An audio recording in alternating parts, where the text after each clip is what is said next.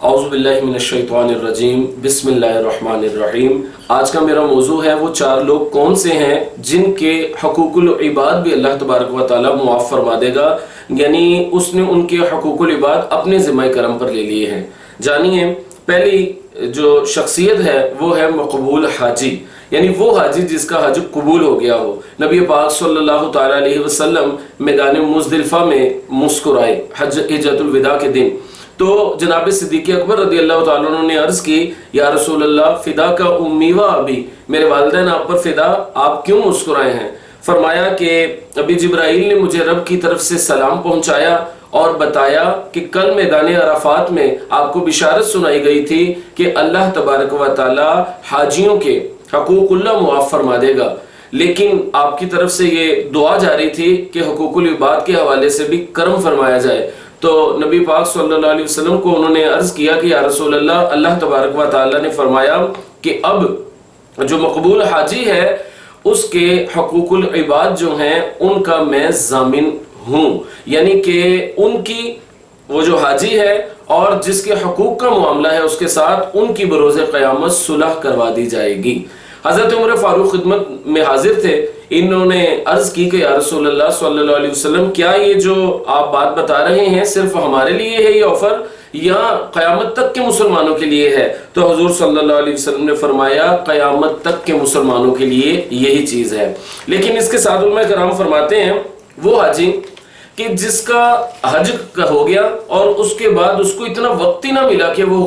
حقوق العباد جو ہے وہ پورے کر لے، وہ حاجی کو یہ فضیلت ملے گی۔ اگر کوئی حاجی ہے جس پر قرض ہے یا کسی کو کچھ حقوق وغیرہ دبائے ہوئے تھے، حج سے واپس آ کر بھی اس کے لیے ضروری پھر بھی رہے گا زندگی میں کہ وہ اپنی یہ چیزیں ادا کرے، اور اگر کوشش کے باوجود بھی ادا نہ کر سکا تو پھر اللہ تبارک و تعالی اس کو روز قیامت ان دونوں کی، حق جس کا مارا گیا ہے اور یہ جو حاجی صاحب ہیں، ان دونوں کی آپس میں صلح کروا دے گا۔ روایت میں آتا ہے نبی پاک صلی اللہ علیہ وسلم نے اس موقع پر ارشاد فرمایا کہ اللہ بے نیاز ہو کر بندوں کی صلح کرواتا ہے اور تم نیاز مند ہو کر آپس میں جھگڑے والی صورت بناتے ہو، اس لیے مسلمانوں میں صلح کروایا کرو۔ دوسری جو شخصیت ہے جس کے حقوق العباد اللہ تبارک و تعالیٰ اپنے کرم سے اپنے ذمہ کرم پر لے لے گا، وہ ہے سمندر میں جہاد کے دوران شہید ہونے والا۔ حضرت ابو امامہ روایت کرتے ہیں حضور صلی اللہ علیہ وسلم نے فرمایا جو دریا میں شہادت پائے اللہ تبارک و تعالیٰ اس کے گناہ معاف فرما دے گا اور حقوق العباد اپنے ذمہ کرم پر لے لے گا۔ تیسرا شخص وہ ہے جسے ظلماً شہید کر دیا جائے کہ حضور صلی اللہ علیہ وسلم نے ارشاد فرمایا آدمی کا بے کسی کے عالم میں ظلماً شہید ہو جانا اس کے پچھلے گناہوں کا کفارہ بن جاتا ہے۔ تو یہ جس طرح آج کل مار دیا جاتا ہے، پیسے چھیننے کے موقع پر ڈاکو مار جاتے ہیں، یا اور چھوٹی چھوٹی باتوں پر ہلکی پھلکی لڑائی میں کوئی بندہ فوت ہو جاتا ہے، ظلماً مار دیا جاتا ہے، یا معاذ اللہ جیسے ہمارے ملک میں اللہ تبارک و تعالیٰ رحم کرے بچیوں کے ساتھ معاملہ کر دیا جاتا ہے، تو یہ سب جو ظلماً شہید ہو رہے ہیں ان کی دنیا اگرچہ بظاہر خراب ہو گئی ہے، ان کی آخرت اچھی ہے، اور جنہوں نے ان کے ساتھ زیادتی کی ہے ان کا انجام بہرحال بہت برا ہوگا۔ آخری اور چوتھا شخص وہ ہے جس کے حقوق العباد معاف ہو جائیں گے، جو قرض دار ہے،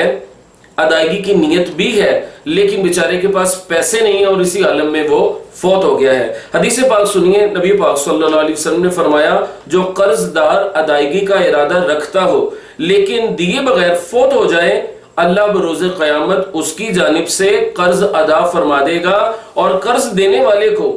جس چیز کے بدلے کو چاہے گا اس کو راضی فرما دے گا۔ سبحان اللہ، اللہ تبارک و تعالیٰ پھر بھی اپنے بندوں پر کتنا مہربان ہے۔ بہرحال کوشش کرنی چاہیے کہ کوئی چاہے حاجی صاحب ہیں اور اس کے علاوہ چاہے کوئی قرض میں مطلب ڈوبا ہوا شخص ہے، اس کو چاہیے اپنی کوشش پوری کرے قرضہ اتارنے کی،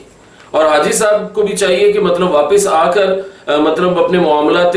زندگی جو ہے اس کو سنواریں، بہتر کریں اور اپنے حقوق العباد جو ہیں اس کو ادا کرنے کی کوشش کریں۔ تاہم پھر بھی اگر کوئی معاملات رہ جاتے ہیں تو انشاءاللہ اللہ پاک اپنے فضل و کرم سے ان کا معاملہ حل فرما دے گا، ان کو معاف کر دے گا، ان کی صلح کروا دے گا، ان کا خود ضامن ہو جائے گا۔ اللہ پاک سے دعا ہے اللہ پاک ہمیں عمل کرنے کی توفیق دے۔ یہ ویڈیو بہت فائدہ مند ہے یقیناً ان لوگوں کے لیے جس کے علم میں یہ چیزیں نہیں تھیں، تو آپ اللہ کی رحمت کا یہ بیان اپنے دوستوں کے ساتھ ضرور شیئر کیجئے۔ اللہ تبارک و تعالیٰ سے دعا ہے اللہ تعالیٰ آپ کا اور میرا سینہ مدینہ بنائے۔